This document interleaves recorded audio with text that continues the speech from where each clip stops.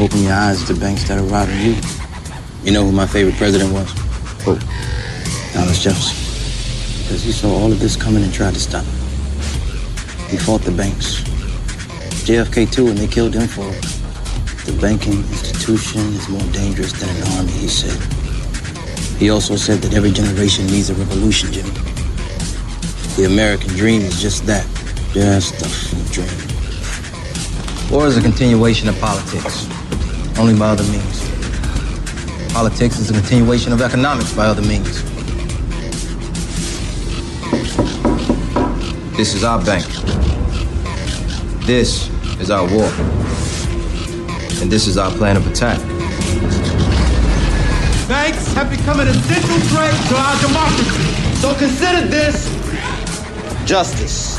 Thank you for listening to Revolution Radio at freedomslips.com, the #1 listener-supported radio station on the internet. Please help support this station so this battle can continue forward. Revolution Radio!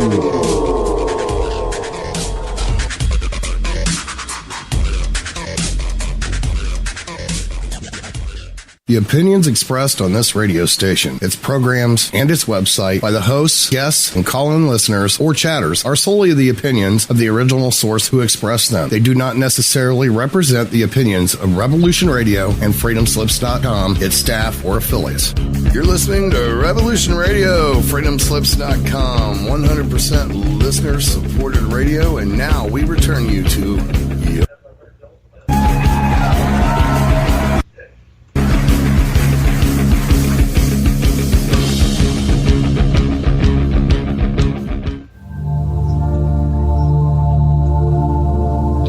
Welcome to Sacred Matrix, a divine paradigm of love and universal consciousness, with your host, Janet Kira Lessin and Dr. Sasha Lessin. Together, we transform the world. And now, here are your hosts, Janet Kira and Dr. Sasha Lessin.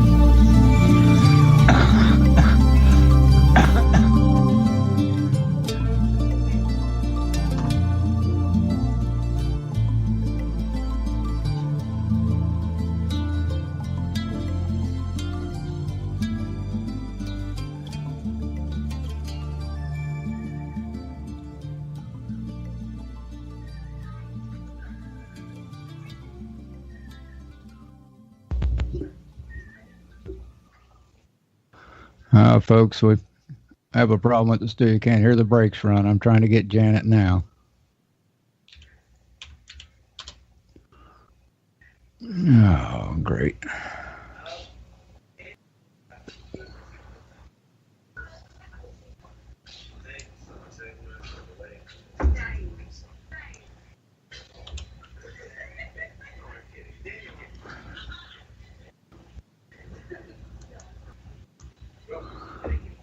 For some reason, Janet ain't answering. She's online, though.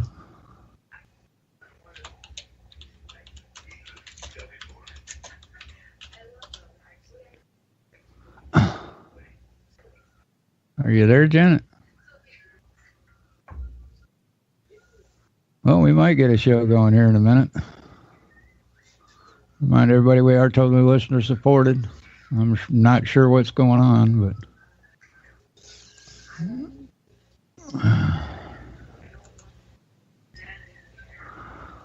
Let me hang up the whole thing.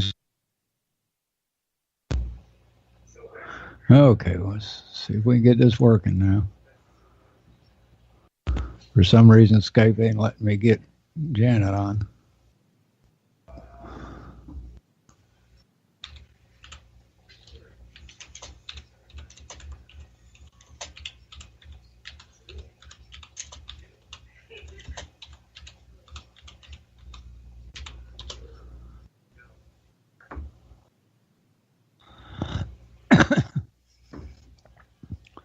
I don't know what the hell's going on here.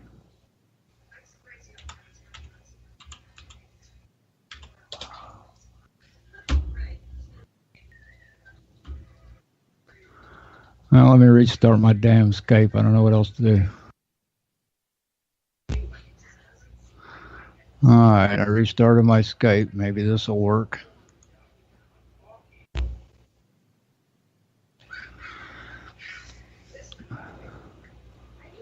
It's not letting me pull Janet in.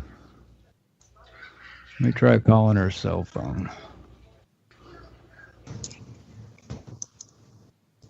Apparently you're on now, right? There it is. I don't know why I did not hear any ringing. Are you signed on the computer and your phone at the same time again? I just signed on to the phone to try to get to you that way, so I'll just sign off right now. Well, it's showing you which your phone number here and in your Skype. Okay, so I'm signing off of the phones. Now I'm on the computer, so I'm on one place. Okay, nothing else should be on now. Yes. But Hi there. Hi, Peter. We finally got you on. I'm so sorry for the delay. We don't know what was going on. Normally it rings loud and clear. Got my speakers on, and for some reason I wasn't getting any kind of ring to go online. But we're live and on air, and this is what are we on? The Sacred Matrix on Revolution Radio at freedomslips.com, and I'm Janet Lessin with Dr. Sasha, Alex Lessin, and our producer is a mad painter, Thomas Becker, also known as Thomas Becker. And today we have Peter Robbins, and we're so delighted to have you back, Peter. It's been quite a while, I think over a year or so, but we like to have Peter on about once a year or so. And I put up on aquarianradio.com this very long bio that Peter has, and you're just an amazing person with all these history and talents and education, and you do presentations. So rather than me try to pick and choose from your long bio and your vitae, could you tell us what you want our listeners to know about Peter Robbins, who you are, and your work and walk in the world? And before you start, Sasha, do you want to say anything? Well, yeah, Peter, hi. Yeah, listen, what I'm really interested in is some of the same things you're interested in. When you talk about the murder of Forrestal and others in my field, it was Harrington who talked too much to. Okay, now I have to get Janet and the guest back now, because it wouldn't let me just pull it in. I think Hawk's trying to fix it because the brakes weren't showing. And now it ain't letting me bring anybody in again. Right. I got the guest. I'm still waiting on Janet and them to answer. Okay. There they go. Okay, now you're live again. Hawk's trying to get the brakes working is what it is. Yes. Oh, cool. So it's basically what has come down is this view that the Nazis from paperclip have controlled the United States, but the Navy has this super Navy good guy white hats that are trying to free us from the runaway corporate civilization and expose, all the subversion and mass murder and lies that have been going on. So if you react to that, that would be cool. Yeah. Say again, Janet? Oh, I sound. There was a strange sound, and I thought you dropped off, but you're still there. Great. Yeah. Take it away. Okay. Before we get to your what you just said, Sasha, basically I'm an investigative writer who has tended to specialize in the subject of UFOs and their many implications. And that trail has taken me around a lot of corners. What you address right here, you touched on so many profound subjects and ideas, many of which I don't know for a fact are true. I suspect they are. I believe that some are. I fear some are. But as far as not my problem, but I'm basically a nuts and bolts investigator, and I'm very careful to parse what I know but I can't prove, what I am convinced is true. So, there's so much in the post, digital world now, the entire internet information viruses that go out that have just enough information to make us all take seriously certain profoundly upsetting conspiracies and nefarious plans and background static from the power brokers, who have always been moving the chess pieces the way that what we'll laughingly call history operates. Okay, you know what, Peter? I understand what you're saying right on, but when a person has immersed themselves in this material as you have, I would like to hear your speculations. Sure, label them as speculation, but they're really worth something to me because you've got so much data. Well, I am not sure how much data I have, as much as experience, impressions. In the past year or two, it's kind of re-hit me in so many ways that we have to be really careful with what we end up believing, as opposed to that there's a lot there to believe, but there are holes in the picture, and in our enthusiasm, we may ignore them and just go for the gusto. Let me give you a little background on me first, though. I am a New Yorker. I've lived most of my life in New York City. I don't right now. I live out in the countryside in central New York State. I travel a fair amount for my work, and over the past few months, speaking jobs and conferences have brought me back to Roswell, New Mexico, and Athens, Greece, for a Wilhelm Reich scientific conference that actually focused to a degree on his UFO-related work, which is almost unheard of in the world of Reich-related conferences. And just 2 weeks ago in beautiful Exeter, New Hampshire, the site of an important historic UFO event. When I give you an example of how things have grown in my mind relative to a conspiratorial subdivision.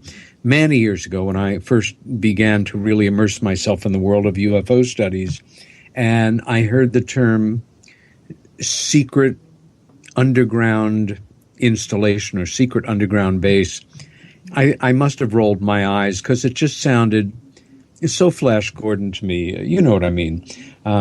Yes. But over the years of continuing the work, among other things, I've learned that for, half a century, 70 years, etc., secured, secret, underground installations in the military, in the intelligence community, in the corporate world, in medical testing, in storage, that even the best educated of us lay people, in terms of available literature and focused authorities and research specialists, I don't think we have any idea what's going on under the surface of the earth. Is some of it them, that nefarious group of non-human beings that we can chatter about for the rest of our lives and never figure it out, or more likely the groups of thems that in some cases have probably always been with us here on Earth, one dimension away, living who knows where, or although it almost seems passé now, and some brush it off, I'm old school, so I will include extraterrestrial visitors, as well as almost anything else that our imaginations can generate. And maybe it's a good way to begin this show to say that some years ago I came upon the wonderful definition of a Zen beginner, which is knowing that you know nothing and having it be all right. Now, after 40 years in UFO studies, I know considerably more than nothing about the subject. But more and more I'm struck by how little I actually can, cite tooth and verse. I have colleagues who will tell you any number of variations on who all are visiting us and from where and for how long and why. Absolutely as set knowledge. There's no way I can ever verify that, and no way they can ever prove that. So in this world of UFO and paranormal studies, the best of us, the most enthusiastic, also has to move forward if we're trying to establish this for other people in a way that is skeptical in the best sense of the word, and that your investigations are quality. We do shows like this, you guys as hosts and me as a guest. We're ready for this stuff. A lot of the people we know are ready to go on this. Disclosure now. Every possible, let's just get to every alternative energy source. And if the petrochemical industry collapses, and the stock market as well, we'll be working on solar power and wind. It's all those other people in the world that I think about more than the folks I meet at conferences in regard to what I'm saying right now, who are not ready for this, who are perfectly decent people or indecent people. They're everybody we know who are going about their lives, paying their bills, raising their kids, hoping that they have health coverage when they're old, trying to follow a dream maybe, but they're oblivious to this. To a great degree, it's because everybody since the immediate post-war years has been brought up in a culture where even the simple terms UFO, alien, is cultural, psychological, total shorthand for, hi, I'm delusional, or I want to fool you, or I want to feel special, or that's one of my favorites, or I'm a shyster of some sort, and or I'm just flat out mentally ill, or I'm just a total goofball New Age believer, or how do we help those people to where we think we are, at least? Or in my case, one of the things I think I do best, and it kind of lends itself to my very earthbound style and research methods, is get a lot of regular good folks who think what I do is either laughable, maybe a little pathetic, or just quirky as hell. Get them through that first door.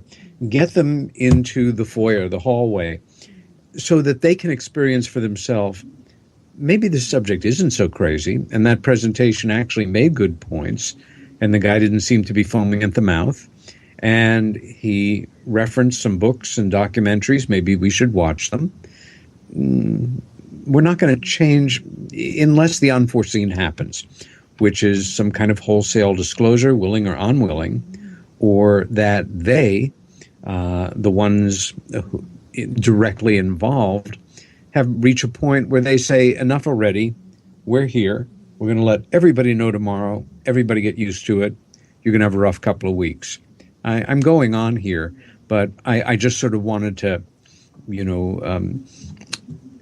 give your audience an idea of where I'm rooted in my work and my basic point of view, which is evolving and shifting all the time. When you deal with the paranormal professionally, you always have to be prepared for thinking out of the box or realizing a view that you had maintained does not hold water compared to new research that's just been presented. I know you know what I mean. Yeah. Yeah, one thing I find really useful, no matter what the symbolic or linguistic or mathematical systems that people use to describe phenomenon, at some level, some are more efficient and some are less efficient in generating hypotheses like, is there water on Mars or not? It says so here. This guy says the planet told him. This guy says it was in the records, blah, blah, blah. Which one most efficient? And you can go like that and you can say what supports the hypothesis and what supports the null hypothesis. And all we're ever saying, because we're just parsing data from our limited frequencies that we access, all we can say is that right now, this hypothesis is the best we can do, but the menu ain't the meal. That's the truth. There's no question about it. I'm thinking right now that we just lost our Cassini spacecraft, which has been working away around Saturn for 20 years. What a beloved piece of machinery, and how much, when we use the euphemistic we have learned. You know, I don't know anything about Saturn new, but people who should know do. And the full arc of the satisfaction of thinking about not just has science progressed in a peaceful way and taken us out in a more positive direction, but a wonderful team of people who worked together for 20 years on this, some of whom began and ended it together, had the satisfaction of contributing and doing something almost unheard of, sadly, as we continue to progress in this crazy world of ours. So they know that that if it's so or not, that whether the moons of Saturn have intelligent occupants or not, they know, even though we don't know. Is it? I believe you're right. I take that hypothesis seriously, and if there were one question I could have answered of the myriad relative to who are they, why are they here, where are they from, what about the dark side of the moon, blah, blah, blah, every possible thing, I would like to know some more. Are Saturn's moons inhabited? Is it kind of like the 2001 hypothesis of space is yours, but keep away from a few locations? Yeah. Yeah. Great. Mm. Well, I was listening as you were concerned about the people that may get left behind. I don't really worry about them because I just, I'm kind of like at the front of the path there, and I'm yes. got my machete, and I'm just clearing the way. And as I clear the way, there's other people come beside me, and they start making the path bigger and wider. And we're just creating such a big, bright light at the head of this path that people are like Tom Sawyer. They're saying, what are they doing? Yeah, oh, right. my goodness, let's go over there. I'll give you my apple if I can paint your fence. Yeah. So every day I get people that write to me or call me, and they say, I've seen your show with so-and-so, and I just woke up all on my own, because I had one fellow say that he was standing in a Walmart checkout, and his eyes caught the eyes of another human. And it was like it was a man to man. It wasn't love, but all of a sudden when they caught eyes, something happened, and they woke up and they started seeing the true history of the earth. And we don't know what the catalyst might be. That probably could have been, souls from a past life that, we're in the same soul family. But people are just finding their catalyst that is taking them from one reality one day. It's like the Berlin Wall. I grew up in the 60s, and the Berlin Wall seemed to be the only reality, and all these people were trying to escape and get killed. And then one day, Dan Rather was on top, and the bricks were coming down. And in 24 hours, we had a whole different reality. So that's what I see is happening on some level. The bricks are falling. The veil is pierced, and now it's ripping and disappearing. Well, from the existential point of view, everything's really perfect, and we're receiving the challenges that we need in order to rise above the situation and integrate the apparent opposites and find a synthesis. That too. So, Peter, what do you know? There's what you believe, and there's knowing. And there's all kinds of levels of looking at all this information, and you have been there blazing the trail for over 40 years. Yeah. Some of the things that I will absolutely put myself on the record and what I'll laughingly call my career. We're not alone in the universe. There are probably a myriad of other intelligences that come and go, many or some at least, in very high technology conveyances.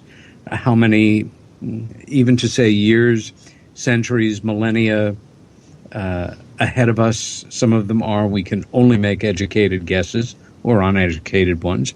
I'm convinced that so many of the power brokers, the people, again, who are not elected, but the ones who control the way things are to a great degree, are conflicted. You lie about something for a certain amount of time, and it becomes so deeply ingrained in who you are, or what you feel you represent, or what you believe if your views evolve. If you're in a microcosm that still supports that view, then you may find yourself fairly alone. In 1947, when the whole UFO phenomena, so-called modern age of UFO sightings, broke in the world, I'm sure there were people around Harry Truman and very possibly the president himself who felt after 3 months, 6 months, a year of study, the office of the President of the United States would make a major statement, and the world as we knew it would change. That, of course, never happened. I can give you my thoughts on why, but it doesn't matter. Our government is maybe more dedicated than any other one to continuing to not share what it knows, to continue to not let go of the locks, the keys to the locks on the secrets that form this whole core of our national security state. And make no mistake about it, it started with the subject of UFOs and, to a degree, nuclear weaponry. That is the core of the world that we live in. We're up against, a huge monster in that sense as far as the truth goes. But one thing I observe on a regular basis, especially traveling and speaking, and I couldn't say this 10 years ago, maybe 5 years ago to a degree, but every year more and more people that speak to me about this care less and less what other people think about what they think about how seriously they take the subjects of UFOs and their implications. That's a good thing, but it's still a change that's moving arithmetically. It's not like, the Vietnam anti-war movement at its height. And we're actually coming up later this month to what I am going to guess is going to be a first-rate PBS series on the Vietnam War, something that we can all learn from. And Ken Burns is probably our most distinguished filmmaker at this point. I'm off on a tangent, but unless there were some huge international modus operandi or some secret broke, and many have, they're just not taken seriously. They're not on the cover of the world's largest magazines or the subject of, lead news broadcasts around the world. They're the subject of talks at UFO conferences, or an article that's published in a journal that 400 people read, or somebody's online blog, or. Many years ago, when I started to do this work, my dad, who takes all this quite seriously, but at the time certainly was a very understandable and clear-thinking skeptic, really helped me sharpen my thinking, my arguments, my ability to discuss this in a sensible and effective way. And one of his questions was, how could you keep a secret like this so big? There'd be plenty of leaks.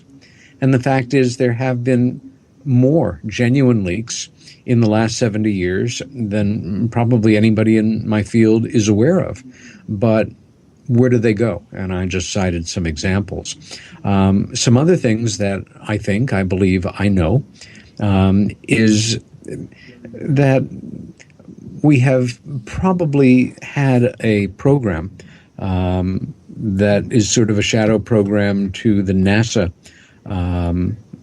programs that a lot of us grew up with, that we simply never learned about, that were thought to be none of our business. NASA is a civilian agency, but it's naive to think that there haven't been classified missions. Now, this is sort of a stepping stone into lots of absolutely extraordinary claims by people of highly specific accounts of the secret space program and the like, and in all such things. So what do you think of their recent claims? Like we have William Tompkins, who came out with Selected by Extraterrestrials. He just came out. He spoke at the MUFON conference in Vegas in July. I happened to make my way there. It was brilliant. He was brilliant.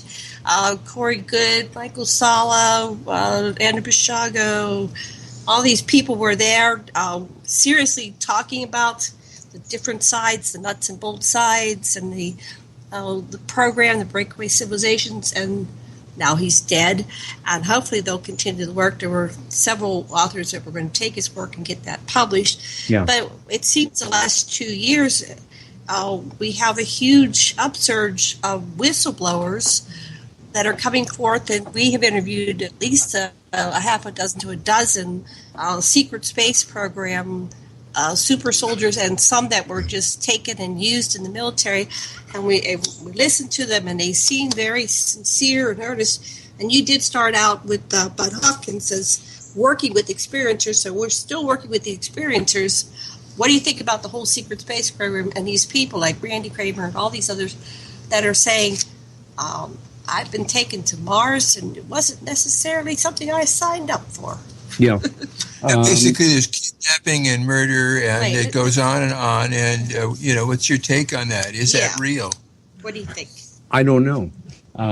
I'm studying it case by case. I'm using the best tools that I have, which are my critical thinking, my common sense, and a certain amount of accrued experience.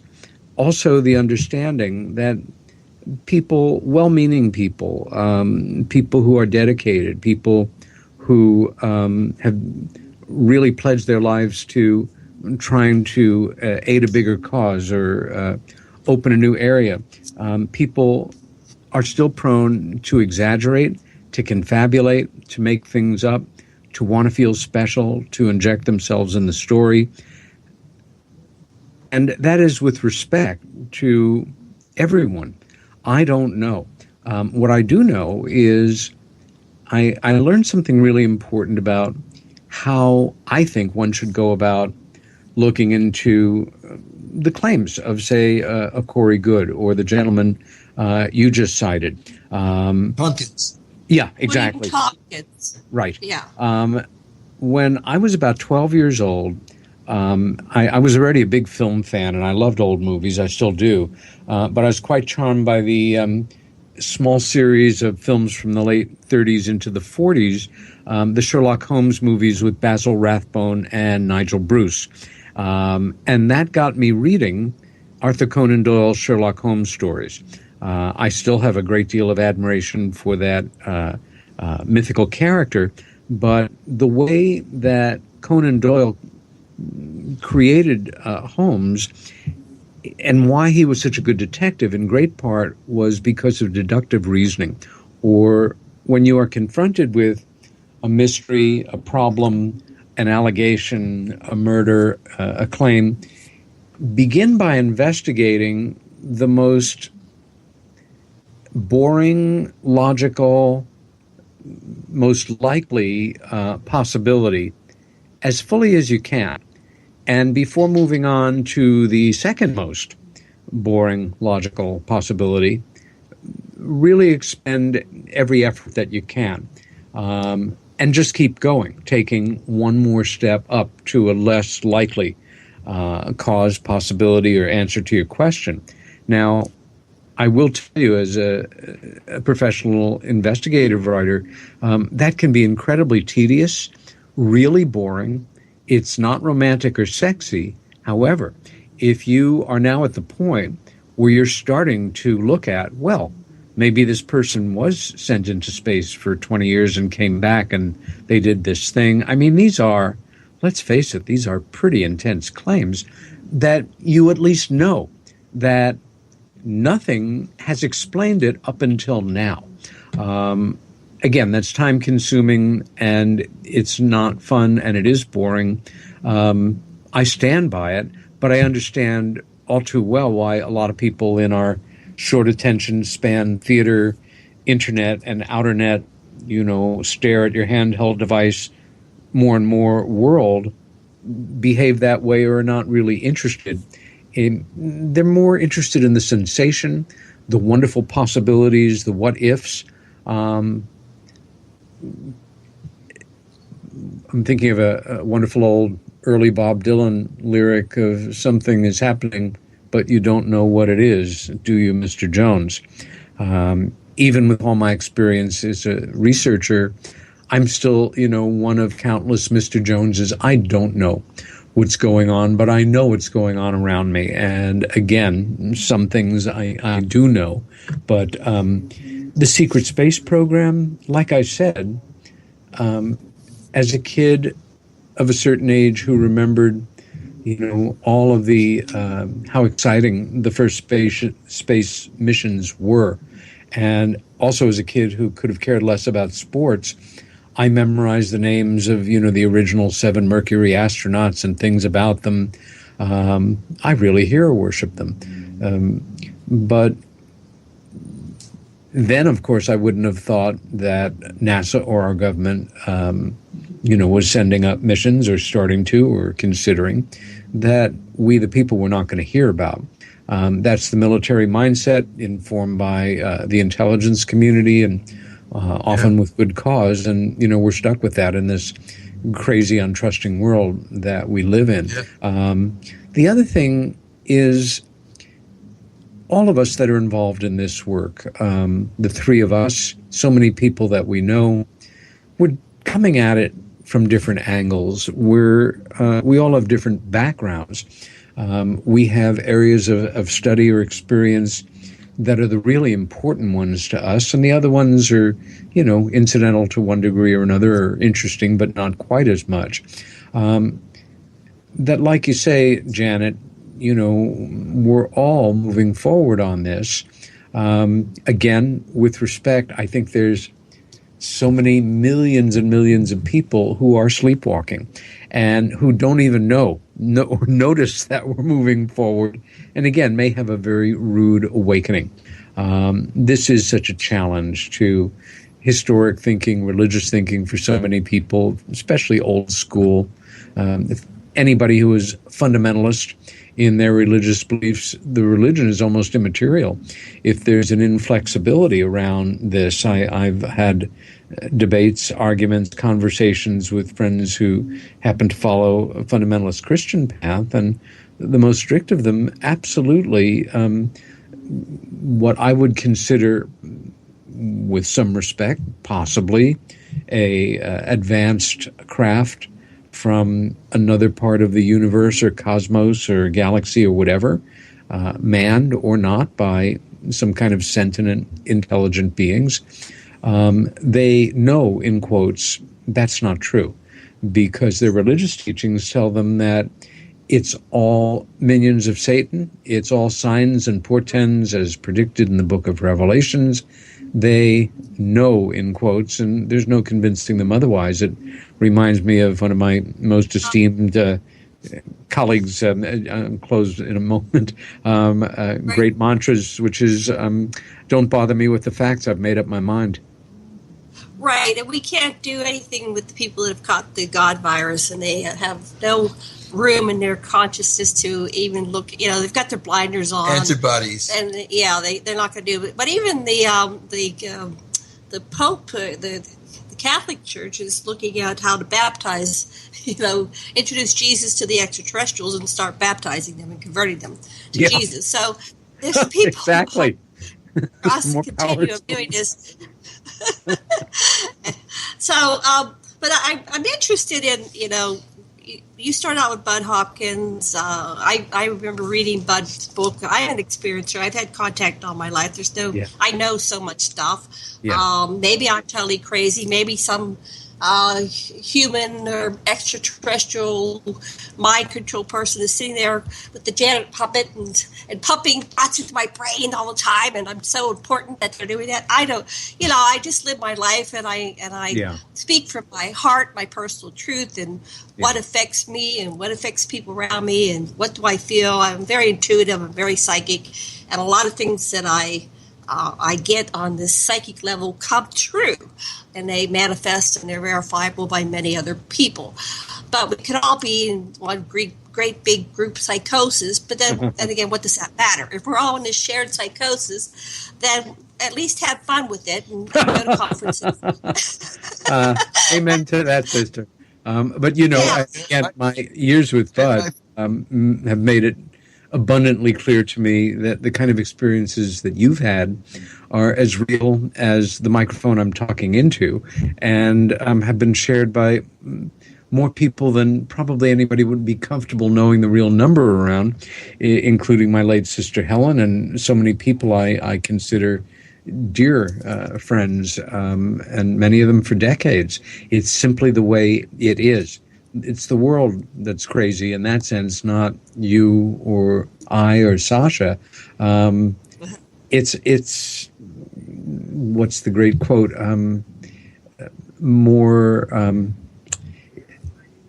The world is not only more complex than we imagine, it's more complex than we can imagine. That's a variation. Right. It's okay. I find that when I bemoan others, the ignorance of other people, even though you give them intellectual models that could free them, what I really realize is that the reason that bugs me is that there's parts of myself that are ignorant and that are resistant to a paradigm-breaking information. And so I think it's really critical to have empathy for people who are at this point ignorant. Yeah, we can have compassion for those people. My point is, I'm still looking at, okay, so we get all these stories, and there are, hundreds of YouTubes. There's hundreds of interviews from these people. There are all these stories that are kind of converging. It's kind of like, if you think it that way, did Betty and Barney Hill start this whole phenomenon that the Greys took him, and they're the first to break the story, and then everybody started coming on board? No, then you go back in time and no, I had a Grey experience, but mine was before 61 or 62, so that's not what that's about. How do we, as a community, the UFO extraterrestrial experiencer phenomena community, figure out what's real, what's true, what isn't, or does that even matter? Are we just creating this alternative reality, just like, people could call Jesus a big myth, and Buddha the myth, and everything's a myth, and the Anunnaki are a myth, and at some point some people decide that, no, that's not a myth, that's the truth. Like you were talking about, these people that are really entrenched in their religions, that is the absolute truth, and there's nobody going to convince me out of my belief structure. And for the extraterrestrials, they might look at these people, or people from another belief system, and go, well, they're crazy for believing that stuff. You're going to die and get 20 virgins or 50 or whatever it is. So one person can look at another person's belief and their systems and say, well, that's absurd. Why do they believe that? You ask a terrific question, and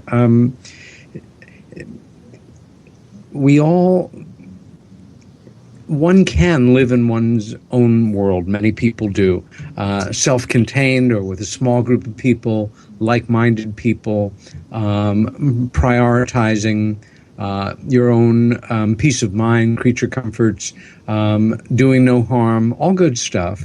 And then there are those people who feel they either need to or should be contributing to the greater good on some level, thank goodness. If they're experiencers or abductees or had the kind of experiences you have, Janet, number one, that is totally profoundly life-changing. You may be on your own, in your own home, with Sasha, having a very positive existence, eating right, living a good life by your definition. But at the same time, you're public people. You are out there. People all over the world can tune in this show, can listen to your thoughts, can hear what your guests have to say. I think, strangely, one of the most important consciousness expanders, tools to help bring about better times and a better world are exactly what's happening with us right now. One or two people or three people have an idea that it's all changed so quickly. The idea of having a radio show, a real radio show that is internationally available, one podcast may have regular listeners of 63 or 12. Another one can easily have, 1.4 million or 40 million. It is what you make it, and that's terribly exciting. So far, whatever else we want to gripe about in this world, in this country, we are still free to be on the air live right now, talking about the things that we are, without impunity. So what? Somebody's going to try to monitor some communications of ours? Please give me a break. We are a public stirrers of the pot. The best thing they can do is send us vitamins and hope we stay well. If you had a car crash while falling out the window, while getting cancer, while accidentally being shot, while falling down the stairs, your friends might think there was foul play. But at the same time, why bother? The secrets are out. It's just that many, many people are still not listening. And the people that are listening, many of them are listening to information that has been tweaked, tailored, doctored, manipulated. It's truthy. If you follow my drift, it's truth. It's almost, like an advertising product. It's almost as good as the truth, but it's not. It's been put in, palpable form for you, and we've added a little bit of flavor enhancer and food coloring, and we sanded off an edge here, and we're not going to mention this one little creepy detail about this, but gee, isn't this exciting and stuff's happening? Well, ultimately, each person makes their own decision. And you can't convince them otherwise unless you are, you can give them enough proof and evidence which will satisfy what they think is proof and evidence. It's just a vicious hamster trail ride. There's some pretty universal things that add credence or likelihood, like multiple witnesses, cross-checking. There's a number of things that can raise the reliability of a report. Yeah, but you have 2 or 3 billion people that all believe the same religion. Just because you have billions of witnesses to the same phenomenon doesn't necessarily mean that's not truth, but it could be a truth. It's their social truth. It's their social truth. Yeah. You have both raised a really wonderful question, and it kind of takes us full circle to something that probably contributed massively to us following the paths that we have, which is to live a positive, contributing, interesting, hopefully overall very happy and full life. Fighting in the trenches for unpopular or uncomfortable or exotic truths is one of the ways to do this. And if at the end of a day of doing a show like this, of going to a seminar, of speaking with friends, of making a nice meal, you don't go to bed saying, I'm living my principles, I'm doing pretty well, I'm working on myself, and I didn't do anything to totally screw things up today. That's not bad. There's a wonderful, it's alleged to be a Sicilian proverb that I absolutely love, and I think about regularly, and if it's not, it should be, which is, living well is the best revenge. And in this crazy world, we can shake our fists at the universe. We can be livid with righteous indignation. We can absolutely be disgusted with the world we live in, angry at so many people. And who wins when we do that? Fight the good fight, but have fun, take care of yourself, be there for others, stick to your principles. But I'm reminded of the legendary fake documentary Spinal Tap, which really was such a pioneering piece of humor. Dear Rob Reiner, there comes a time at the end with this wonderful, goofy, heavy metal band where they're doing an interview with the drummer, and it's about the sixth drummer. They all die mysteriously.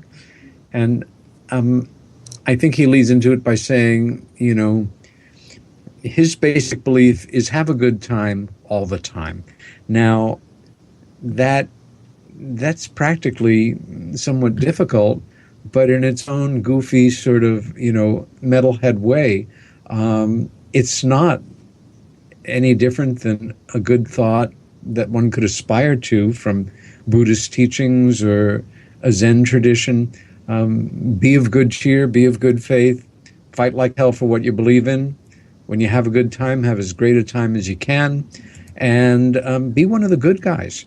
But commit yourself. I think that's a big part of it. You really have to make decisions on where you want to, spend your time, give your support to, and who you want to stand shoulder to shoulder with when it comes down to it. Right. Yeah, the best revenge is a life well lived. And may that be what they put on my tombstone, although I'll probably just get cremated. I'm wondering where our music is. So I think we should be on a break right now because it's 58 on the top of the hour. So, Matt, are you there? Are we supposed to be going to break right now? Yeah, it ought to have kicked in. It hasn't yet. Oh, it hasn't kicked in yet. Okay. Well, we will be coming up on a break any second now. I love what you just said, Peter. Yeah. That was awesome. I have clients. I do counseling with people, individuals and couples, and I have them, they whine, moan, groan, and complain. But at the end of the day, I don't say it to them, but I say to Sasha, I'm like, well, I hope they enjoy that because that's what they're doing. People are doing what they do, and on some level, they must be enjoying it, or they would do something else. The function of the inner critic is merely to improve your behavior, to take steps in the right direction, not to beat you up. That's neurosis. Yeah. Right. Exactly. Well, when we come back, I would like to talk more. I'd like to know what you want to talk about. I want to know about Forrestal. Oh, sure. And we can put our wish list out there, but I do want to get our commercial break over with so we can start a subject without getting interrupted. And so, they just installed a new studio, a new, system, and things aren't quite acting like they normally do. So let me just ask you, Peter, what are some of the things that you want to cover for the second half that you want our listeners to know about you and your work? Yeah, as an independent writer, researcher, public speaker, I'm always looking for new subjects to explore. And the past few months, I've given talks on 3 completely different ones in 3 very different locations. One on the USSR's most best-known UFO incident that I spoke about this summer at a conference in Greece. 1989 or so. It just was a fascinating case, and I had a personal connection to it. The other is a subject that has dogged me for decades that I kept returning to and then started to generate different papers and talks on, which is the origin of what I call the UFO ridicule factor.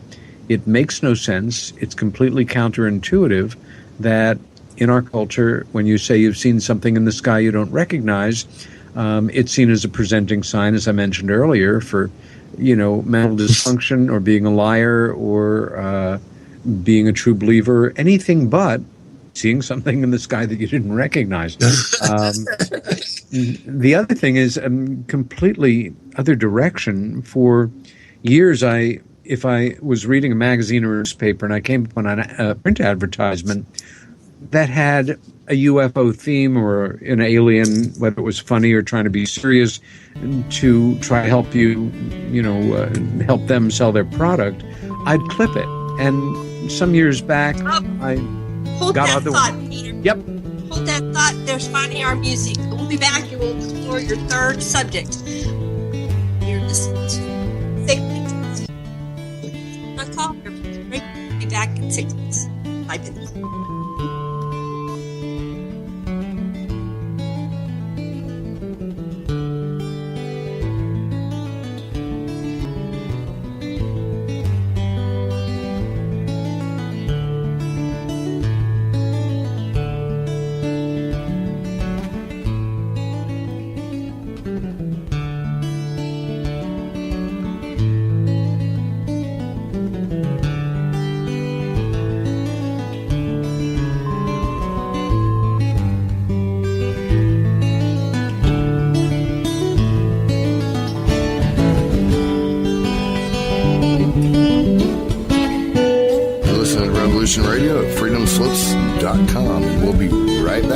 this message.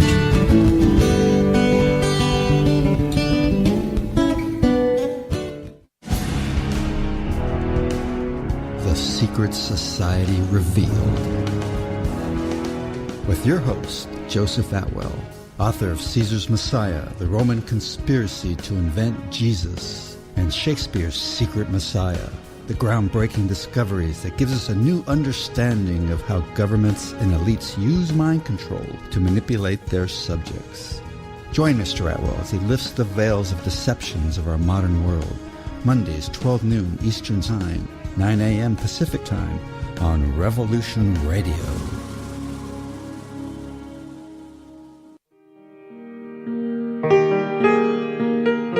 This is Barbara DeLong, host of Nightlight Radio, inviting you to join me on a cosmic journey, exploring a metaphysical montage of spiritual material, covering everything from the mundane to the magical, UFOs to unicorns, and everything in between, including spiritual readings for those who seek enlightenment. Let Nightlight provide you with equal measure of light, love and laughter, insight, wisdom, and inspiration.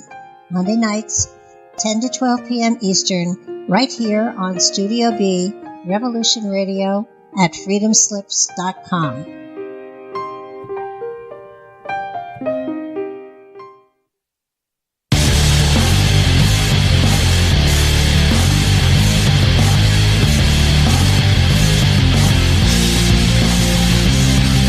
Hi, this is Bo. And this is Rocco. And the Bo and Rocco Show is here to offer insight into legal and lawful remedies. Our goal is to remain free and help others remain free in an ever-increasing police-like state. With the help of our guests, we try to answer questions such as what went wrong and what can we do about it. So tune into Revolution Radio at www.freedomslips.com Wednesday nights, 10 to 12 p.m. Eastern Standard Time to listen to the Bo and Rocco Show. You don't need to expect us. We're already here. Revolution Radio.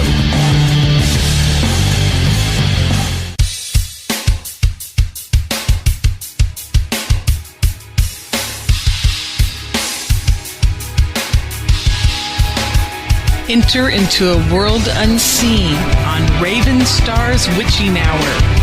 You will encounter eclectic topics from the realm of spirit brought into our matrix of truth. With your host, the Solaris Blue Raven. Solaris will bring you an array of unique guests covering topics from ghostly spirits to amazing anomalies, covert technology, UFOs, and shadowy global events. And that's right here at Revolution Radio, freedomslips.com, Saturdays midnight till 2 a.m. Eastern Time. Revolution Radio, where information never sleeps. Let the magic rise.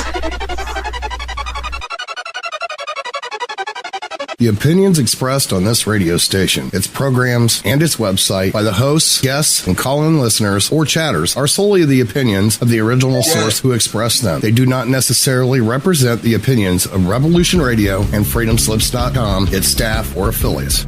You're listening to Revolution Radio, freedomslips.com, 100% listener-supported radio, and now we return you to your host.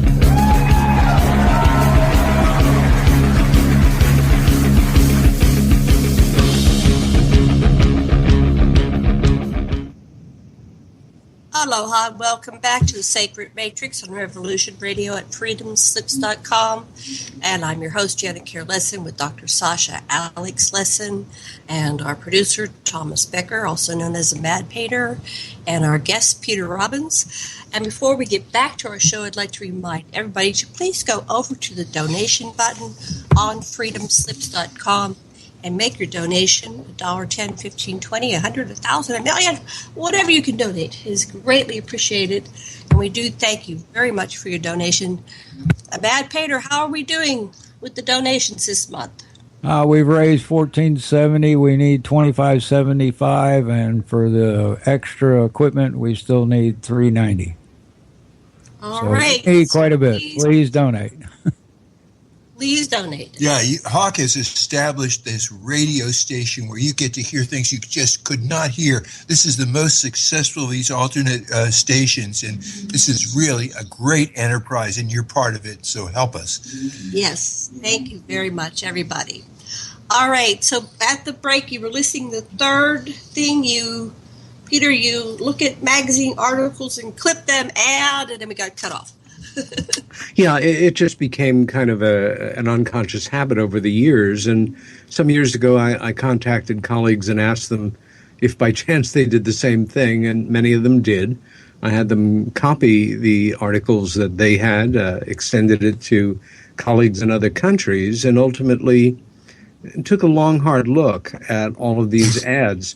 My question was, some folks feel that such advertising is part of a general plan to condition the public to the presence of these things, and that, you know, it's part of an actual ongoing plan.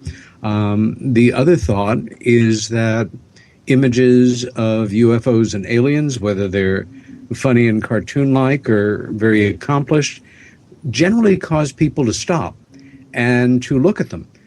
They can feel that the whole subject is completely bogus and laughable, but in that case, they might stop to have a little fun at the expense of the ad or the subject, or they may be at the other extreme and true believers or know about the reality from firsthand experience, in which case it's like, here's another mark of how deeply it's creeping into our culture. However, it may be because it's a mercantile fact that they get more hits or more potential sales using that kind of subject matter, or something in the middle. I can't say for sure, but it was a great opportunity to research the subject, to look at these wonderful images, to present them to audiences with the copy that's generated, some of it ludicrously silly, some of it strangely knowing. Quite a number of UFO-related ads over the decades have broken down into alluding to back engineering and high technology, cattle mutilations and the connection to the UFO phenomena, and a surprising number very specifically geared around abduction. And quite a number of those ads, insurance companies having a little fun with the subject, and almost always it's cars and cows that are being abducted in their ads. Right. Again, for me, it's always to get this was a fun talk, but it also had a serious edge, where the one on the beginning of the ridicule factor, I think, is crucially important, because if we regular folks, don't have an appreciation whether or not we take it deadly seriously, or again, dismiss it as flying saucers and little green men, to understand how it began makes it possible to really point out to people that they've been had with respect, along with their parents and in many cases their grandparents. There is a history of the way this was done, and it's fascinating, chilling, and at the same time, it was incredibly effective. The fix was in, not just by the end of the summer of 1947, but literally by the end of July. The major media, led by a ferociously dedicated New York Times, literally convinced the American people that there was nothing to this phenomenon, that it was all explainable in some kind of conventional terms, or as possible advanced weaponry was alluded to, testing of missiles, the Soviets testing in our airspace, war jitters because people were still calming down from World War II, or war jitters feeling their phrase for something approaching PTSD, that it looked like we were going to go toe-to-toe with the Soviets at that point. That was the summer that the Cold War came down in earnest and absolutely became the important subject it was for the next 45 years. But Sasha, you wanted to talk a little bit about James Forrestal. There's a name that many Americans don't know, and not only should they know, but that it's just another great confirmation of those who do not understand history are condemned to repeat it. And I'm embarrassed to say I'm forgetting the name of who I'm quoting at the moment. James Forrestal was not just America's first Secretary of Defense. He was really quite a larger-than-life, self-made man who came from a small town in upstate New York and ended up like almost the living embodiment of F. Scott Fitzgerald's The Great Gatsby. And I don't mean to over-romanticize here. He went from being, a poor Irish Catholic American to being one of the most influential, charismatic, powerful, and trusted and respected men in American history. If we were alive between 1940 and 1949, the three of us right now, instead of here in 2017, we would be seeing the name of James Forrestal in newspapers literally as often as we would Harry Truman or, to a degree, Franklin Roosevelt. He went from being a idealist who wanted to join the RAF at the end of World War I, left Princeton 2 weeks before graduation to do that, trained in Canada, but the war was then over. And he began his career on Wall Street, and he was very good at it. So much so that by the height of the Depression, where most of America was in very tough times, he was the living equivalent of a millionaire, living in a home that he had built on the Upper East, I forget the name of the street. It's a very famous street in New York, but he had a private house built right on that spot on the East River, not far from the 59th Street Bridge.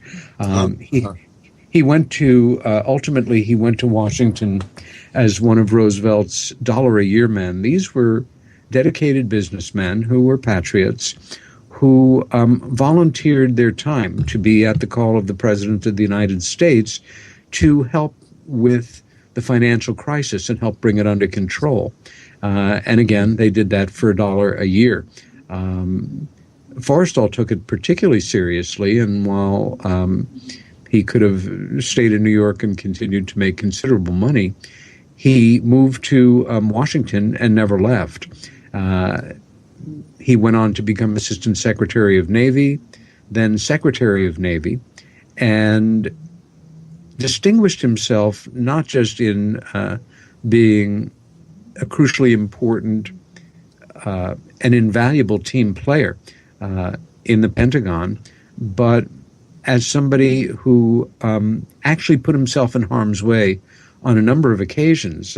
Imagine a normal cabinet officer, there's a war on, and you go into the war zones and you're being fired at rather than staying in the Pentagon. Made a lot of people unhappy, but he was at the Battle of Leyte Gulf and the Solomon Islands and a number of other ones. At the end of the war, it was Forrestal, not a team of people, but James Forrestal, one person, that President Truman charged with dismantling the War Department and creating what is now our modern Department of Defense. And he did it. He did it. It took a toll on him, tremendous infighting between the service branches, and as of September of 1947, only 6 weeks, maybe a little bit more after Roswell, the United States Air Force came into existence, and it was jimmying for position. He ran that agency, and he ran it well until he stepped down from that position in March of 1949. However, he became Secretary of Defense 6 weeks after the whole UFO thing exploded. My research bears out that because he was the kind of character he was, he had his own personality quirks, he tended to personalize all of his failures and successes, whether or not they were private or professional. And I think it weighed on him increasingly that even as the head of the most powerful military organization in the history of the world that we know of to that point, he and his Pentagon were able to do nothing to change the course of the UFO situation, to get to the bottom of it, so to say. And I know I'm not a mental health professional, of course, but I know enough to know that if the conditions are coming into effect that can cause you to have what we'd call a nervous breakdown, they certainly don't all manifest at one time, and many people are very good at keeping a straight face to the world as their inner lives become chaos. Literally, I'd like to add something, a piece that you don't know about this. If you read Selected by Extraterrestrials by Bill Tompkins, he worked with Forrestal. And I was at the MUFON conference, and he's telling me that he was working with him at the time up to his death. And basically it was what he was dealing with was the information they had from behind Nazi lines. He was the spy master. About the technologies that the Nazis had, which were, hundreds of years in advance of the U.S. in any way, shape, or form. And so apparently, now I can't prove this, but this is what this story was about, was that the United States basically surrendered on some level and just gave way for the paperclip people to come over here and take over the United States. And they did. They came over. Ron Braun and all those people came over and took over. And they were just integrated into all the different secret programs and think tanks that were going on at the time. You really, Peter, got to read this book and at least look at it, because it's just amazing. Sure. So Bill's looking at me. He's just like looking at me in the eyes. He said, "I've got to tell you this. I got to get this out." And this man died within a month of this conversation. Bill Tompkins was dead. It's almost like he knew something, and I have to get this information out to you. And when he was looking at me, he said, "There's something about you." Now, see, I'm a telepath. I have had telepathic communication with extraterrestrials since the crib.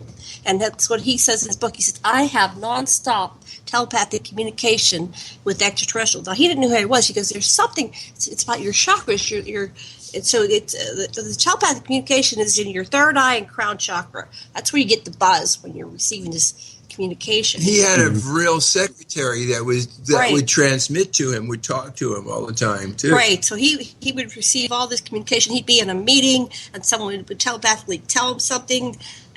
This secretary about where he needs to go, what correction, and they would just go from totally frustrated and couldn't figure it out to solving the problem and making these huge, massive changes that allowed them to have the secret space program. Anyway, so Forrestal, I don't think he went crazy. I think he was killed. And he was murdered, but he did have what we would call a profound nervous breakdown that predated the murder. The breakdown occurred, I can almost give you the exact date. I think it fully manifested itself. Maybe it was like March 18th or something, whatever the date that he stepped down and the second Secretary of Defense took over. Within days, he was institutionalized in Bethesda Naval Hospital in Maryland. Appropriate, certainly, in that he was a former Secretary of Navy. At the same time, it was a place where he could be completely contained. Certainly for the first few weeks, the information that I've researched confirms that he was very seriously drugged with psychotropic drugs. However, continuing the approved treatment for dealing with somebody that had suffered such a condition in 1947, as the treatment continued, and I think it's safe to assume that the day-to-day clinicians, assistants, psychiatrists, were not part of the secret-keeping apparatus necessarily. Maybe they were following their orders, but Forrestal began to get better. He began to gain weight. He began to show more interest in living and his appearance. Up until then, it took him quite a while to come out of it. But once his attitude changed, it changed. And all the more poignant in that my research confirmed by a number of in print and really difficult to question sources say that he attempted to take his own life at least 2 or 3 times that I've been able to document in just those awful couple of days between the breakdown and being taken to Bethesda, and most dramatically trying to throw himself from the moving car that was driving him to Bethesda. He was... Wait, can I ask you a question Sure. first? Because the story that we've been following has it that what he was blabbing about is he wanted to make public the defeat of the of Byrd's Armada and the existence of the base at Neuschwabenland in Antarctica, and that was the very issue that they told him and Byrd to shut up about, and that he was murdered for talking about. And I just wonder if you had any on that train. Yeah, I have no way of confirming that. For me, it's one more piece of the puzzle that may or may not fit. There are certain things that look like they make so much sense in context that folks will say, okay, I put that in there too, I accept that. When it may be associated myth, legend, conjecture, rumor, I don't know. Again, I went about it in a real nuts and bolts manner, and my bibliography on the papers I've done has run several dozen in-print sources. Again, it's the most conservative analysis, but there's no question for me that he knew he had to die. In 1949, and this is kind of important, in that now, who among us, and I would venture literally everybody that's listening to this show, has either been in therapy, is in therapy, knows somebody who has been in therapy, or doesn't think that therapy, all of the things that covers, is like the biggest deal in the world. In 1949 America, I'd be surprised if one person in 100, one person in several hundred, knew of a person who was seeing a psychiatrist. It just was not the way it was then.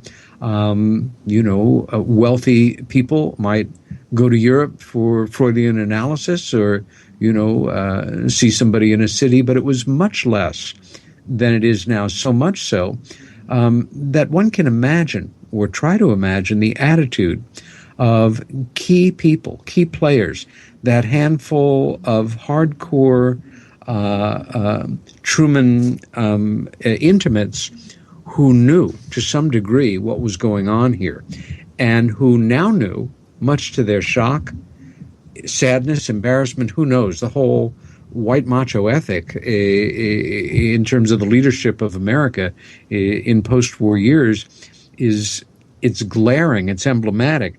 These guys ran the world. They didn't have any competition except this intelligence that they were concerned with, that they were trying to learn about that summer.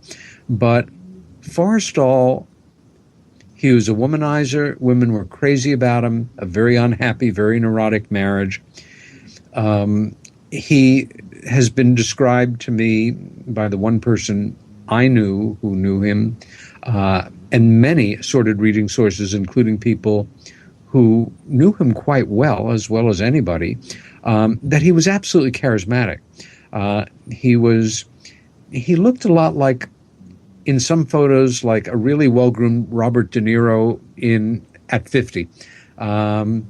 Very athletic, a great dresser, deadly serious. At Princeton, where he's a passionate amateur boxer, he had his nose broken. And this is in like 1913, and he decided not to have it fixed because he thought it made him look tough, and it did. He was a competitive tennis player. He was a professional level golf player. He was, the Cary Grant figure. He was the guy that the women wanted to sleep with and the guys wanted to have a drink with and hang out. But his inner life was crumbling around him. And he made him go. What made him lose it? What was crumbling that was so stressful that made him lose it? As I said, that again, you put the various evidences I have together, and what I should probably do is in the next day or so send you a copy of one of my papers on this that you're welcome to post on your website and share with your listeners, because it will give the actual sources of the information that I'm talking about, ones that are verifiable, nothing that I got like off of the internet or something like that. And it represents years of on and off research. Basically, though, he was as knowledgeable of the UFO situation as President Truman was. And you can verify that literally by reading the responsibilities of the Secretary of Defense as laid out, with him being the first one. I think he knew when he had this breakdown, when he couldn't keep it in himself anymore. And the description that I give is sad, it's profound, it's humiliating for him, and it's very unnerving. When he came undone, he came completely undone in a few short hours. But as he gathered his wits again, and as he's institutionalized and coming out of this, as he's institutionalized, he knows that he has to die, because I think in his heart, in his knowledge of the way that the men around him thought, if a guy like Forrestal, the toughest guy on the block, the most knowledgeable, the one who knew the most secrets relative to this thing, could have a nervous breakdown, that's for girls. I mean, if he had that and he quote unquote recovered, who's to say he wouldn't have another nervous breakdown and this time blurt out all that stuff that, we're talking about and thinking about? However, and again, it's so poignantly documented, it really reads toward the end like a Greek tragedy. This was a decent guy caught up in one of the most high-pressure moments in the history of the modern world, and dead center at it, that he wanted to live again. It was understood as the hospital authorities saw the progress that he was going to be discharged on Sunday, May 22nd. And his brother, I think his name is Robert, was going to then take him to a mutual friend's estate where he would recover privately. He did not live that long. If you believe the official accounts, he, quote unquote, committed suicide by throwing himself out of the 16th floor window of the little efficiency kitchen directly opposite the room that he was supposed to be locked in, but oh well, that attendant who had never been on before forgot to lock the thing, and within minutes a thud was heard, and it was his body hitting the portico that protected, the driveway from rain, that kind of thing, of the Bethesda building. The research that followed for me was extremely exciting, because sources as blatant, upfront, totally establishment, and at the time, and I still feel in many respects, unquestionable, like the New York Times lead investigative writer. He stated things and confirmed things that I at first thought were just outrageous rumors, like the fact that on the windowsill, outside that window, there were clear indications, whether it was scratch marks or whatever, that Mr. Forrestal was trying to get back in. Wow. Oh, yeah. This is not questionable. And there's a myriad of that kind of, good murder investigation, physical evidence around the scene and around the circumstances. The Navy immediately launched an investigation. Yeah. So he got outside, and he could walk there or stand there, or not was until he dangling by his fingertips? The official story, as you'll read, is that at about 1:30 in the morning, the attendant who was checking in on him looked in his room and saw that he was at his desk And Forrestal was an intellectual. The mark of it is that what he was doing at that moment was copying a Sophocles poem from an anthology, a poetry anthology that he had edited by Mark Van Doren, who I believe was the poet laureate of America at the time. And he was copying out this poem, and we know that he stopped in the middle of a word. He didn't stop at the end of a sentence. He stopped in his handwriting, working on hospital stationery, in the middle of a word. I've confirmed that in several sources. But what does that mean when you're doing this kind of investigation? For me, again, I only have my logical mind, my experience as a human being, some ideas about human behavior, and what would account for that? Well, to be blunt, perhaps he had to use the bathroom very quickly. Okay, getting on in age. Or that he was interrupted. And 5 minutes, 7 minutes later, when the attendant came back the other way to check the room, Forrestal was no longer there. This man realized he had forgotten, quote unquote, allegedly, to lock that door. If we believe the story, Forrestal, who had been really looking forward to being discharged, who hospital records, not me, indicate from a number of sources, was growing stronger, more life affirmative, taking more care in his appearance, had gained 12 pounds, was looking forward to release, that he had, in the course of 90 seconds or so, a profound relapse. And at that moment of suicidal depression, after building up a very positive attitude over the days and several weeks before that, that he then realized that his door was open, that he then walked out of his room with nobody seeing him, walked into the efficiency kitchen across the hallway, that he then, where his room was secured. You couldn't go out the window. I don't know whether there were bars or, the kind of glass that you couldn't open or get through beyond a certain point.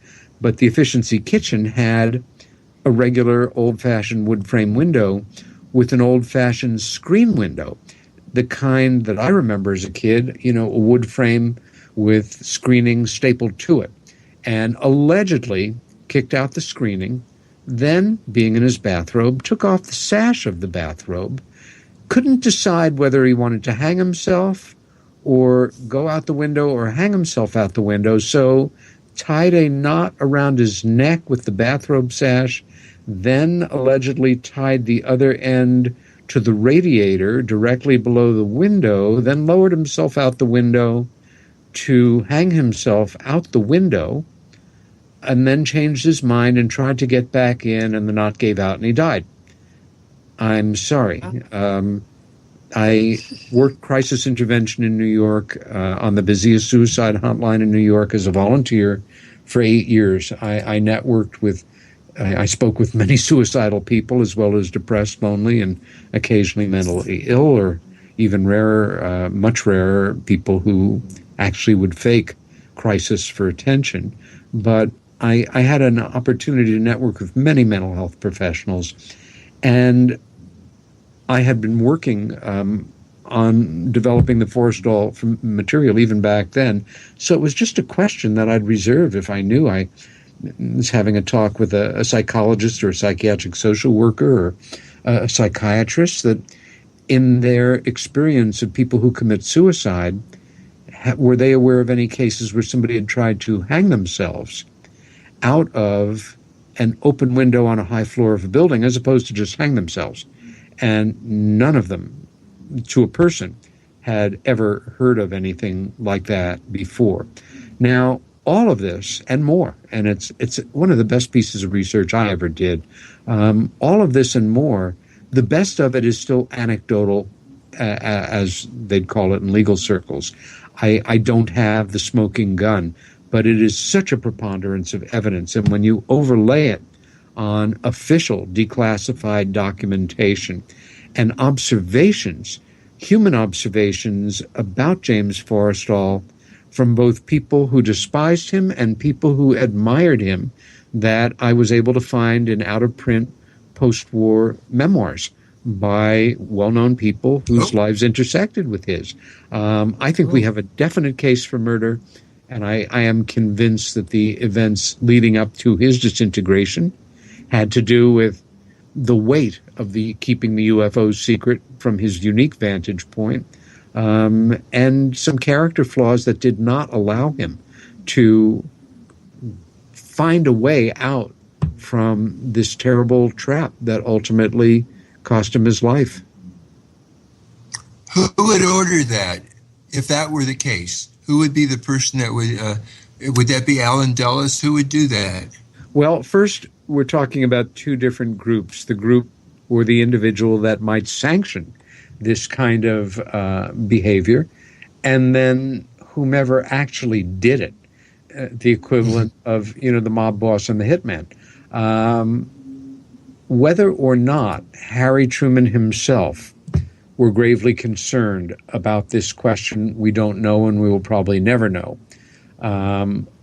I find Truman a fascinating character in 20th century history, so much so that I read his memoirs and his letters, and he was a tough everyman who was thrust into this very lonely, powerful position. And was he that worried that he would authorize the murder of somebody he respected and admired, even if he was concerned? Maybe. The old mafia aphorism, before they give you two in the back of the head with the silence 22, it's nothing personal, it's just business.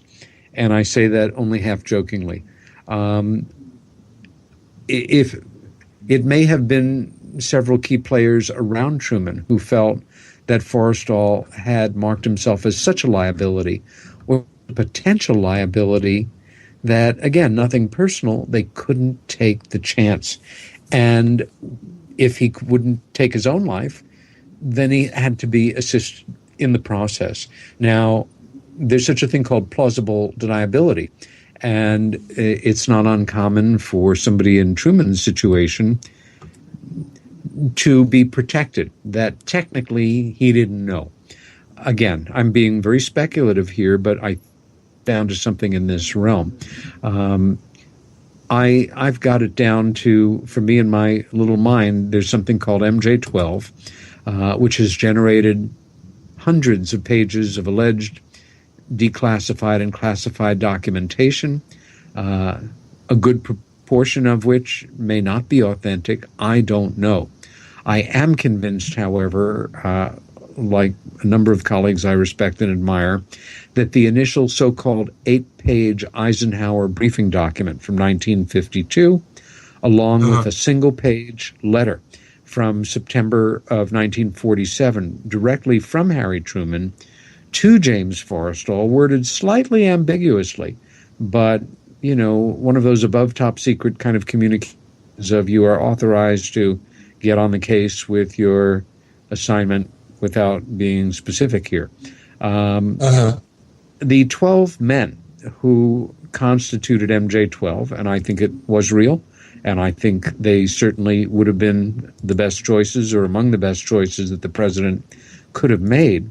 Among those 12 men, and I spent time on my own starting in 87 when the whole story exploded, purely for my own intellectual curiosity and edification, to make it my business to figure if these guys really would have known each other, if their lives in official Washington circles would have brought them together. Were they the best qualified people in their area? And I kind of bring it down to three people in that group. One might have been the first head of the CIA, a man named Sidney Sowers. Sowers was Harry Truman's chief advisor, national security advisor. He's also an admiral. They had breakfast at the White House almost every day together for years. just the two of them, with over breakfast, Sowers going over the whatever news might be relevant and new information at the time. It was Sowers that Truman sent as his personal emissary to visit Forrestal when he was being contained in Bethesda, and in response to what for a lot of people would sound like paranoid ravings, but I've documented what he said, and he was concerned that there was a dictaphone in the wall of his room, a kind of arcane way of saying that he thought, his room was monitored. And it was Sowers who came and assured him that it was not. Whether or not it was is immaterial. There was also another one of my favorite historical figures of the 20th century that most Americans have no idea who it is, and that's a man named Vannevar Bush. Bush is truly one of the most remarkable men of the century.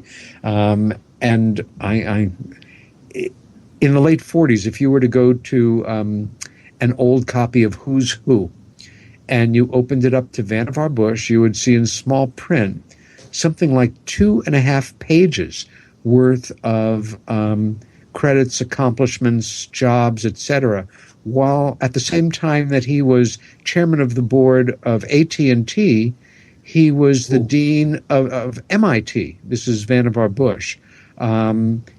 He was remarkably knowledgeable. He was both Truman and Roosevelt's chief advisor on science and technology. He was the man who, on the morning, on the day Roosevelt died, April 12th, 1945, he was the man who briefed the new president on a little something called the Manhattan Project, which Truman had no idea of. Yeah. And the other individual, see, I don't have my notes in front of me, but another cabinet-level individual who certainly might have led this action or authorized it or acted as an emissary or been involved to some degree, my money is probably on Sowers. He really was the person that Truman trusted the most in so many ways, at least during this period of time, and was most deeply involved in questions regarding intelligence and classified matters. As for the actual murder, and I am convinced that what it was, whether or not Mr. Forrestal was beckoned out of his room, whether he was quickly spirited out of his room and, forced to stop writing, copying out that Sophocles poem mid-word. The word was nightingale, by the way. He wrote night and never finished that word. I also have some powerful but very anecdotal evidence to support groups of his palm prints on both sides, both window jambs, to suggest that he was trying to resist being put out the window. The Navy almost immediately launched an investigation, which went absolutely nowhere for months. And when it was finally released in redacted form, it reads, as you'll read, much more like lawyers saying, we didn't know, our client isn't aware, if you think. They were just covering their own asses, basically.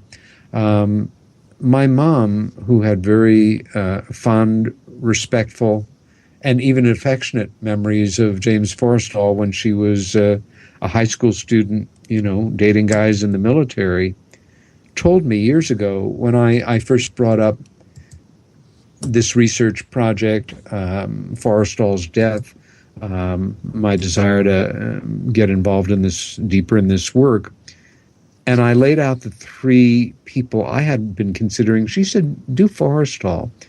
And when I asked her why, among other things, she said, you have no idea how important he was to us every day, how he was one of the main people who was helping us win the war. Without him, I don't know what would have happened with the Navy. And when we learned on that Sunday morning, everybody in America got up to find out that they already knew, although the news had been delayed, that he had been institutionalized for breakdown. But even, I think, his political enemies were sort of hoping that he'd recover. And she said when we learned that morning that he had killed himself, the country went into a state of mourning. We were beside ourselves. And then in the most incredibly short period of time, he was forgotten and it was done with. And I'll just close that thought by saying James Forrestal's funeral was held at the Arlington National Cemetery. I believe there were 5,000 people in attendance. The president read the eulogy. There was a 21 howitzer salute.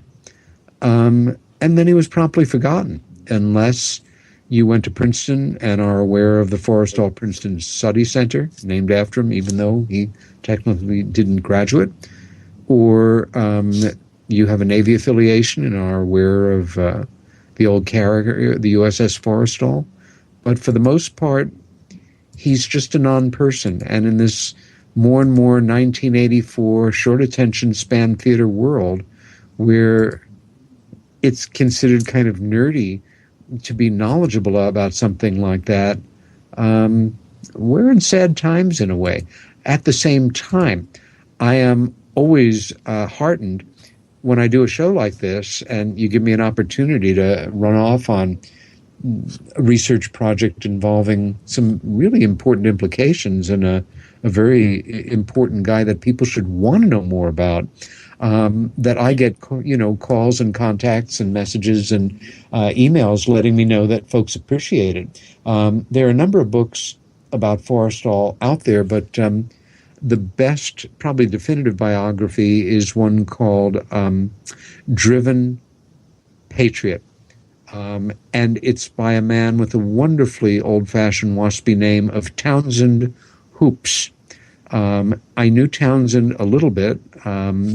He was a board member of the repertory theater that I helped to manage in New York years ago, and a lovely gentleman who had been like an associate undersecretary of the Air Force, had taught either at Georgetown or the Air Force Academy, and was very interested in UFOs. I found out too late. Cancer took him away before we had a chance to discuss that, even though we had a cordial acquaintanceship from our theater contacts. But Driven Patriot by Townsend Hoops. It's a very powerful biography. Of course, it doesn't talk about what I'm talking about, but it will, if you want to know more about this extraordinary man and this decent patriotic American who was an early casualty of the UFO cover-up. In so many words, it's a book to add to your library. Hardly knew it's really obvious that every American president has had blood on his hands, either directly or he's people that knew what was in his interest did the murder for him. And a lot of people did like Hillary did, or maybe Eleanor did, which is you could tell the First Lady stuff and she would just rap with the president about whatever, and there's plausible deniability. But what's underneath all this is that our leaders lie to us, and they are murderers. Yeah, but I'm still drawn back to Tompkins, who was just so adamant that I pay attention to him when he was telling me about Forrestal. So I think he's saying just what you're saying. You don't know how important this man is and what he knew, and so maybe somehow you could talk to Tompkins' widow, because he worked with him on a regular basis, and I know that she, when you're married to somebody for that long, you know all the stories. There are no secrets, and she might be able to give you some insight if you continue this research, because I think this is a very important, critical issue, and I'm glad you're doing the research. Go ahead, Sasha. Oh, and about the question about whether Harry Truman would have a colleague killed for national security. Here we're talking about the guy who dropped the second bomb on Nagasaki. Killing's okay with a dude like that. He's from the Pendergast mafia machine. Yeah, you're right, but he was even under Pendergast. He was the novelty member of the team because Pendergast knew that he couldn't be bought. And when he learned that Truman wasn't going to back down, Pendergast, who we're talking about here, who is a very savvy, very tough Midwestern, the equivalent of political mobster, low level, but you're a controller. And he realized he had this candidate that could win that might not listen to him. He was smart enough to realize it might make him look good, and everybody was aware of it. It's just one of those funny quirks. Thought that's coming to me right now is, your programs, the subjects that unite us, the whole movement that most of your broadcasts are around have nothing. They're like a million miles away from, dry post-war history and dead white guys who, were in power more than half a century ago. But these subjects link up. And I just wish more people would give themselves a chance to learn how incredibly interesting and satisfying it can be to augment or branch off from, working on yourself and whatever disciplines you're following, whatever traditions, whatever path, and take time out to see where it dovetails with the real nuts and bolts turnings of post-war history, the men and women who were living, breathing people, and I maybe in the process be a better communicator overall to the people in your world who you want to affect, who you want to come to the light more, and be freer thinkers, be more courageous thinkers.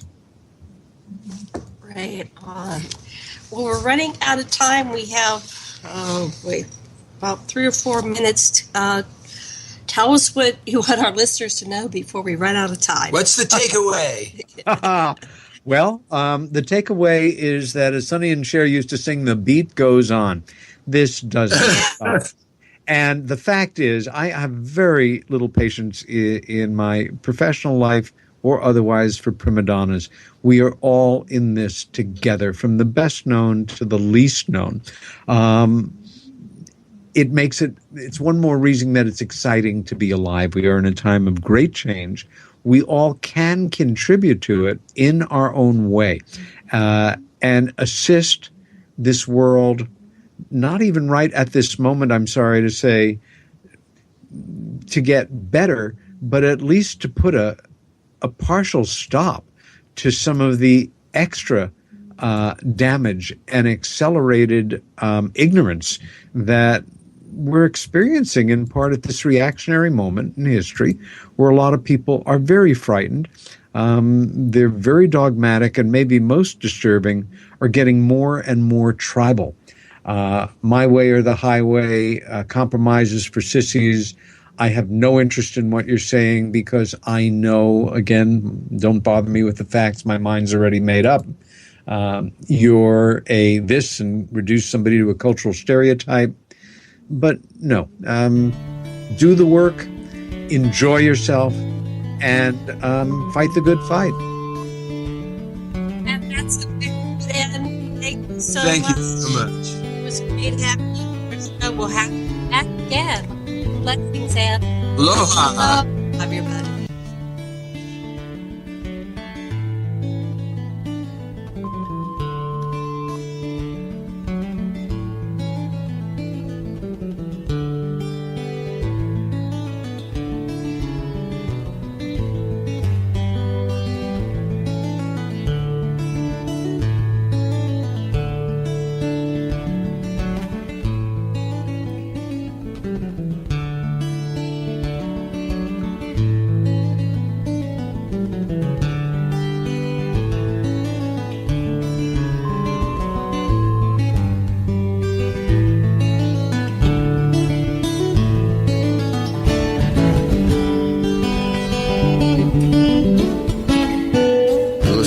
Revolution Radio at freedomslips.com. And we'll be right back after this message.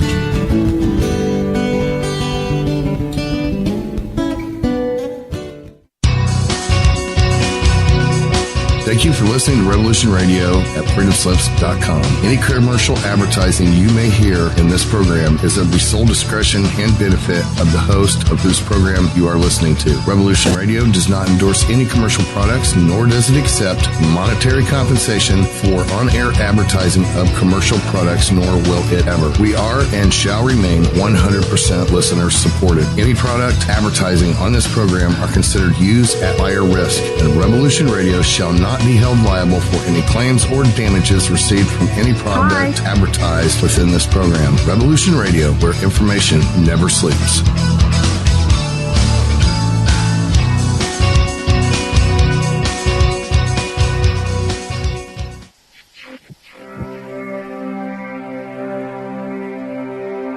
Most guys freeze. That's your cerebral cortex looking for an answer it doesn't have. See? Even your brain knows you're screwed. The body's filling with adrenaline right now, whether you know it or not. Your heart's beating fast. It's getting a little harder to breathe. The neurobiological system is telling it to run, but your knees are too weak to move. Fear is not real. The only place that fear can exist is in our thoughts of the future. It is a product of our imagination, causing us to fear things that do not at present and may not ever exist. That is near insanity. Do not misunderstand me. Danger is very real, but fear is a choice. We are all telling ourselves a story. You're listening to Revolution Radio at freedomslips.com. 100% listener-supported radio. Reporting to danger. Unafraid. Right here, where information never sleeps. Revolution Radio.